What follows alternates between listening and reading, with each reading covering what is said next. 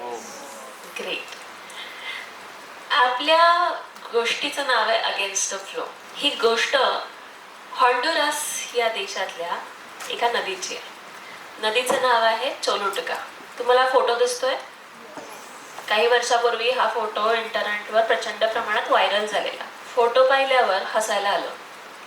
काय बांधकाम केलंय, ब्रिज कुठे आहे, नदी कुठे आहे, कारण आपल्याला कल्पना नव्हती की नक्की तिथे काय झालं असावं. तर आपल्याला फोटोत काय दिसतंय तर एक ब्रिज आहे, एक नदी आहे, आजूबाजूला डोंगर आहेत आणि काही झाडी आहे. ह्या फोटो मागची एक स्टोरी आहे. 1998 साली या नदीवर, या होंडुरास या भागात एक मिच नावाचं वादळ आलं होतं आणि या वादळाने तिथलं सगळं जनजीवन प्रचंड विस्कळीत केलं. झाडं मुळापासून उखडली गेली, नदीने तिचा प्रवाह बदलला, रस्त्याच्या आजूबाजूची जमीन धसली आणि सगळं अस्ताव्यस्त झालं. गावं पण उद्ध्वस्त झाली. आपण पुलाचं कौतुक करू शकतो की अरे इतक्या चांगल्या मोठ्या वादळात पण तो ब्रिज आहे तसाच राहिलाय. जॅपनीज टेक्नॉलॉजी वापरून तो ब्रिज 1996 साली बांधलेला. इतका स्ट्रॉंग बांधकाम होतं की तो ब्रिज जरा देखील हल्ला नाही, पण बाकीची सगळी जमीन हल्ली. आपण ब्रिजचं कौतुक करू, पण मला ब्रिजचं नाही कौतुक करायचंय, मला त्या नदीचं कौतुक करायचंय. कारण ती नदी नैसर्गिक आहे ना. तिने त्या ब्रिज खालूनच व्हायला हवं हे कोणी ठरवलं? मी ठरवलं? तुम्ही ठरवलं? का त्या बांधकाम करणाऱ्यांनी ठरवलं? तिने तिचा नैसर्गिक प्रवाह फॉलो केला. पण हे का वादळात झालं असेल का? तर बिलकुल नाही.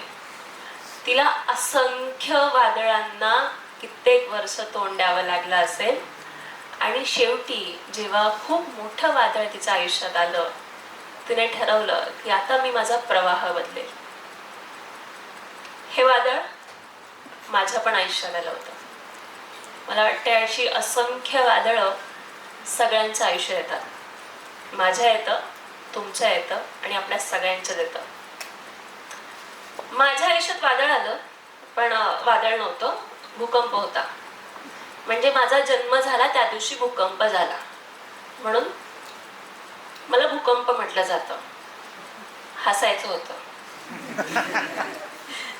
माझ्या आयुष्यात भूकंप आला, वादळ आलं आणि त्याचं नाव होतं डिसेबिलिटी, अपंगत्व. उद्ध्वस्त झालं घरच्यांचं सगळं स्वप्न. कारण मी त्या पुलासारख्या चौकटीत बसणार नव्हते आता. मी कुठल्याच मर्यादेत बसणार नव्हते आता. मी ना सौंदर्याच्या व्याख्येत बसणार होते, ना मी स्त्रीत्वाच्या व्याख्येत बसणार होते, ना माझ्यासाठी मला हवी तशी माझ्या गरजांप्रमाणे कुठली चौकट डिझाईन केली होती. अपंगत्व आलं म्हणजे नेमकं काय झालं? 1993 ला जेव्हा किल्लारीचा भूकंप येतो, माझा जन्म होतो. घरातली पहिली मुलगी असते जी या अपंगत्वाने जन्म घेते. 6 महिन्यानंतर घरच्यांना कळतं की आपली मुलगी चालू शकणार नाहीये. परंतु घरच्यांपेक्षा हितचिंतकांना जास्त काळजी लागून राहते. आता हिचं होणार कसं? इतकी सुंदर दिसतीये मुलगी, हिच्याशी लग्न करणार कोण? मी म्हटलं ना, स्त्रीत्वाच्या व्याख्येत मी बसत नव्हते. परफेक्ट वुमन ह्याचं खूप आपल्यासमोर हॅल्युसिनेशन असतं. एक इमेज तयार केली जाते की मुलीने नाकी डोळी सुंदर असावं, तिचे हात पाय सुंदर असावे, धडधाकट असावे, आणि मी या कोणत्याही व्याख्येत बसणार नव्हते. महिला वाढवायचं कसं? शाळेत जाऊन काय करणार आहे? हिला कुठे मोठे बॅरिस्टर व्हायचे, हिला कुठे मोठा पगार कमवायचा आहे. मुलगा असता तर कसं आपण बघितलं असतं. हिला कोणी काही करून गेलं तर काय करणार? मुलगी म्हणजे सुरक्षिततेचा प्रश्न तुमच्या डोळ्यासमोर उभा राहतो ना लगेच. पण शिक्षण नाही दिलं तर मग अशा मुलीला शिक्षण कोण देणार? त्यापेक्षा हिला विशेष मुलांच्या शाळेत टाकून द्या, स्पेशल स्कूल्स. अशा मुलीसोबत लग्न नाही करणार, अशा मुलीची मासिक पाळी चालू झाल्यावर तुम्ही काय करणार? आणि अशा असंख्य चौकटी, असे असंख्य अडथळ्यांचे पूल होते. आणि ते पूल आमच्या लक्षात आले जेव्हा मला अपंगत्व आलं, जेव्हा माझ्या घरच्यांना कळलं की मला अपंगत्व आहे. माझ्यासमोर पर्याय नव्हता हे पूल तोडण्यापेक्षा, म्हणजे ते शिवाय, ते पूल तोडण्याशिवाय माझ्याकडे दुसरा काही पर्यायच नव्हता. या अडथळ्यांनी शिकवलं की मला माझा प्रवाह बदलावा लागेल. पण मला प्रश्न विचारायचा आहे, आपण कोणी ठरवलं की प्रवाह म्हणजे काय असतो? काय असतो प्रवाह? नदीने त्या ब्रिज खालून जायला हवं तो असतो प्रवाह, की आपण एक चाकोरीबद्ध आयुष्य जगायचं तो असतो प्रवाह? माझ्या अडथळ्यांमुळे मी माझा प्रवाह बदलला. मी Diksha Dinde, founder of Equibridge foundation, achieving scholar and a disability rights activist. मी माझ्या आयुष्यातल्या अडथळ्यांच्या चौकटींना नाकारणारी एक नदी आहे आणि मी आज तुमच्या समोर उभी आहे माझी गोष्ट सांगायला.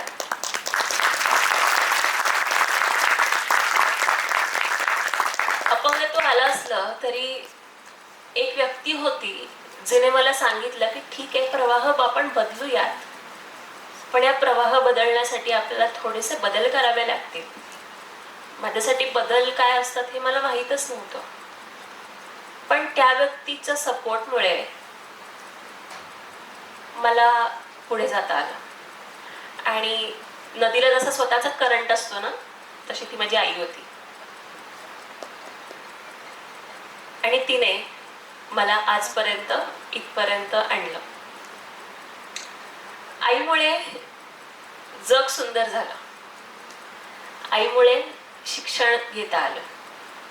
खूप चांगल्या शाळांनी नाकारलं कारण प्रॉब्लेम माझ्यात होता, प्रॉब्लेम माझ्या डिसेबिलिटीचा होता. समाजाने नाकारलं कारण की मी समाजाच्या चौकटीत बसणारी नव्हते.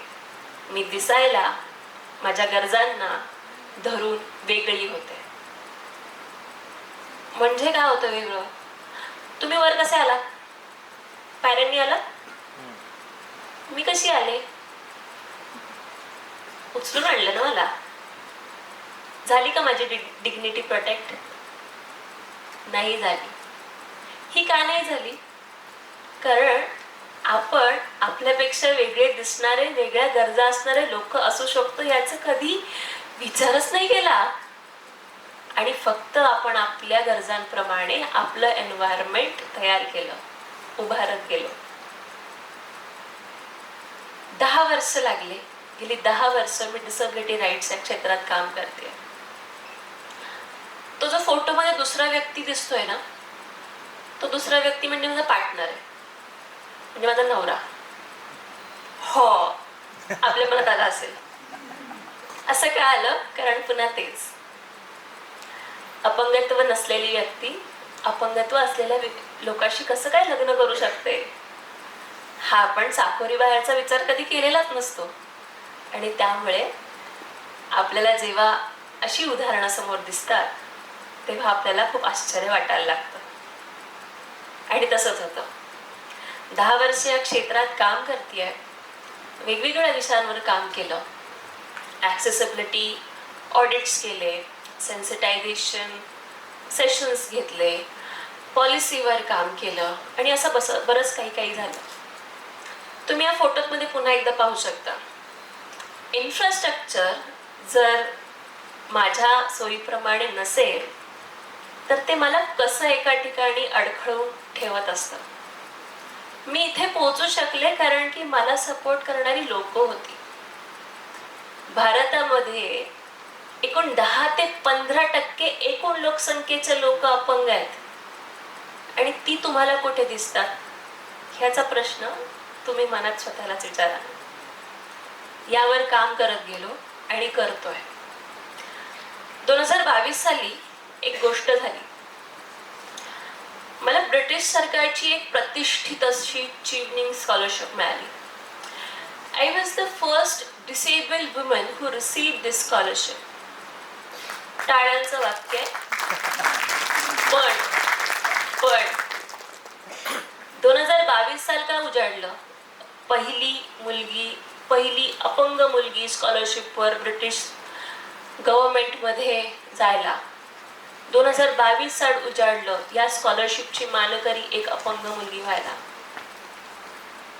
हे का झालं? कारण हे आपलं सिस्टमॅटिक फेलियर होतं. मलाही खूप भारी वाटलेलं जेव्हा मला कळलं की मी पहिली मुलगी आहे, पहिली अपंग मुलगी आहे.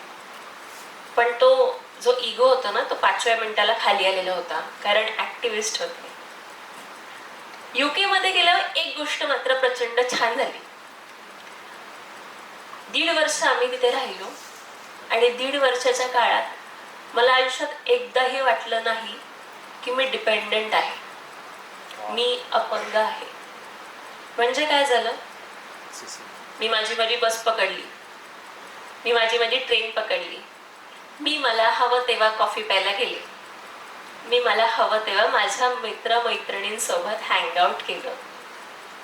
आणि तुमच्यासाठी अतिसामान्य असणारी गोष्ट म्हणजे मी मला वाटेल तेव्हा वॉशरूमला गेले. ही माझ्यासाठी प्रिव्हिलेज होती आणि ती प्रिव्हिलेज मला या देशामध्ये अनुभवता आली. आणि त्याचं कारण होतं तिथलं इन्फ्रास्ट्रक्चर, तिथली इन्फ्रास्ट्रक्चरल ॲक्सेसिबिलिटी. आणि तिथून माझ्या लक्षात आलं की माझ्या गरजा वेगळ्या आहेत. मला अपंगत्व आहे म्हणजे तो माझा प्रॉब्लेम नाही आहे, तर माझ्या आजूबाजूचं इन्फ्रास्ट्रक्चर इनॲक्सेसिबल आहे, त्यामुळे मी स्वतःला अपंग फील करत होते. त्यामुळे माझी मोबिलिटी एका जागी रिस्ट्रिक्ट झालेली होती. आणि मग UK नंतर आल्यानंतर एकदम आउटलुकमध्ये असा 360 डिग्रीचा चेंज झाला. आणि मग कामाची सुरुवात झाली इक्विब्रिज या ऑर्गनायझेशनमधून. खूप ठिकाणी जॉब केले, चिवनिंग स्कॉलर आहे, ब्रिटिश गव्हर्नमेंटची हायेस्ट स्कॉलरशिप मिळाली आहे. आपल्याला वाटलं असेल की खूप भारी पॅकेज मिळालं असेल, तसं काही नाही झालं. अपंग होते. ज्या कंपनीज डिसेबिलिटीवर, इन्क्लुजनवर, डायव्हर्सिटीवर काम करत होत्या त्यांच्याकडे ॲक्सेसिबल इन्फ्रास्ट्रक्चर नव्हतं. मी तिथे पोहोचू शकले नाही. म्हणजे कितीही अचिव्हमेंट मिळाल्या तरीही सिस्टमॅटिक बॅरियर्समुळे ते रिस्ट्रिक्ट झालं. Freedom, independence. मी म्हटलं ना, खूप साऱ्या चौकटी मोडल्यात, खूप सारे पूल तोडलेत, पण एक समतेचा पूल बांधायचा होता. म्हणून इक्वी ब्रिज या ऑर्गनायझेशनची स्थापना केली. आणि तिथून गेली 2 वर्ष सतत काम करतोय मी आणि माझा बेटर हाफ, आम्ही दोघे. जशी ॲक्सेसिबिलिटी ही माझी गरज आहे, तशी ॲक्सेसिबिलिटी ही डिसेबिलिटी नसलेल्या लोकांची पण गरज आहे. कारण आपण समजून घ्यायला हवं, डिसेबिलिटी ही कोणाला कधीही कुठेही कशी येऊ शकते. ती टेम्पररी येऊ शकते किंवा परमनंट येऊ शकते. It is not in hour hand. मग आपण हे प्रॉब्लेम्स, हे चॅलेंजेस एका विशिष्ट समूहाचे आहेत असं म्हणून का आपण त्यांच्याकडे बघतोय. आणि तो पर्स्पेक्टिव्ह चेंज करायचा आहे, म्हणून आम्ही काम करतोय. वेगवेगळे प्रोजेक्ट्स घेतो. Sensitisation, accessibility audits, building audits आणि बरंच काही काही. म्हणजे असं रस्त्यावर पण फिरतो आम्ही, बघतो की रस्ता माझ्यासाठी फिरण्यालायक आहे का, तर तो नसतो. का नसतो? कारण फुटपाथवर असतात पाणीपुरीच्या गाड्या, फुटपाथवर आपण घालतो आपल्या 2 व्हीलर्स. आणि जेव्हा त्या 10 ते 15 कोटी लोकांपैकी एक व्हीलचेअर युजर बाहेर पडतो, तेव्हा त्याला असे बॉलर्स अनुभवायला मिळतात.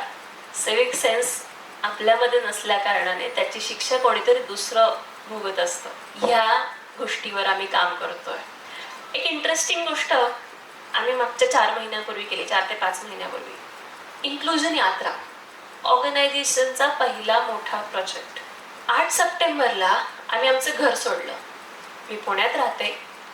आम्ही पुणे सोडलं आणि 8 सप्टेंबर ते 24 फेब्रुवारीपर्यंत आम्ही साधारण 120-130 दिवस संपूर्ण महाराष्ट्र फिरत होतो. महाराष्ट्र फिरण्याचं कारण होतं की अपंगत्व असलेले आणि अपंगत्व नसलेले यांच्यामध्ये संवाद घडून आणायचा आणि तिथे समावेशनाची, इन्क्लुजनची बीज पेरायची. गेले 4-5 महिने आम्ही सतत फिरतोय, नवीन नवीन ठिकाणी जातोय आणि गप्पा मारतोय. गप्पा इन्क्लुजनवर, समावेशनावर. ही काही चित्र आहेत ज्या शाळांना आम्ही भेट दिल्या त्या शाळांमधली. आणि आम्ही वेगवेगळ्या ॲक्टिव्हिटीजच्या माध्यमातून या मुलांना, शिक्षकांना, पालकांना सेन्सिटाईज करण्याचं काम करत होतो. यातून झालं काय तर अख्ख्या 2 शाळा फुल्ली ॲक्सेसिबल झाल्या. तिथला एक ट्रस्टी म्हटला की आम्ही झाडच नाही लावली तर पक्षी कुठून येतील, म्हणून त्यांनी आधी झाडं लावली ॲक्सेसिबिलिटीची, इन्क्लुजनची. आणि आम्ही त्याच्यामध्ये थोडं सहभागी होऊ शकलो याचा मला आनंद आहे. गेले 4 महिने आम्ही जे काही केलं त्याचा रिझल्ट होता हा. आम्ही साधारण म्हणजे सगळेच 36 जिल्हे फिरलोय. आम्ही एकूण 150 पेक्षा जास्त गावं, तालुके कव्हर केलेत. 30,000 पेक्षा जास्त विद्यार्थ्यांशी संवाद साधलाय. 2,000 पेक्षा जास्त शिक्षकांशी संवाद साधलाय आणि त्याही पेक्षा जास्त कम्युनिटी मेंबर्सशी संवाद साधलाय. कोणाच्या तरी भाषेतला एक बदल, कोणाच्या तरी विचारातला एक बदल सुद्धा ती चौकट मोडायला, ते अडथळे पार करायला मला आणि माझ्यासारख्या असंख्य लोकांना मदत करू शकते. मी माझा समावेशनाचा मार्ग निवडलाय आणि या समावेशनाच्या मार्गानेच, समतेने मी इथून पुढच्या आयुष्यातही अशा असंख्य चौकटी मोडत राहणार आहे आणि त्यासाठी मला तुमची मदत हवी.